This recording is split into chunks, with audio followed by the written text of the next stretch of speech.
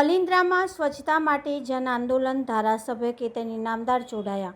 વડોદરા જિલ્લાના સાવલી તાલુકાના અલિન્દ્રા ગામે સ્વચ્છ ભારત મિશન ગ્રામીણ અંતર્ગત સ્વચ્છતા જનજાગૃતિ અને સફાઈ અભિયાન કાર્યક્રમનું આયોજન કરવામાં આવ્યું હતું।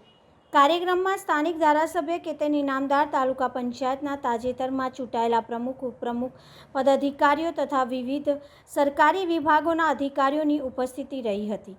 દેશભરમાં ચાલી રહેલા સ્વચ્છતા જનજાગૃતિ અભિયાનના ભાગરૂપે તારીખ 4 થી 14 દરમિયાન ઉજવાઈ રહેલા સ્વચ્છતા સપ્તાહ નિમિત્તે અલિન્દ્રા ગામના વિવિધ કાર્યક્રમો યોજાયા હતા। ગામની પ્રાથમિક શાળામાં વિદ્યાર્થીઓ અને ગ્રામજનોને સ્વચ્છતા જાળવવા મહત્વ અંગે માર્ગદર્શન આપવામાં આવ્યું હતું। કાર્યક્રમ દરમિયાન ઉપસ્થિત મહાનુભાવોએ શ્રમદાન કરીને સ્વચ્છતાનો સંદેશ આપ્યો હતો તેમજ ગામને સ્વચ્છ અને સુંદર રાખવા માટે સૌને સામૂહિક શપથ લેવડાવવામાં આવ્યા હતા।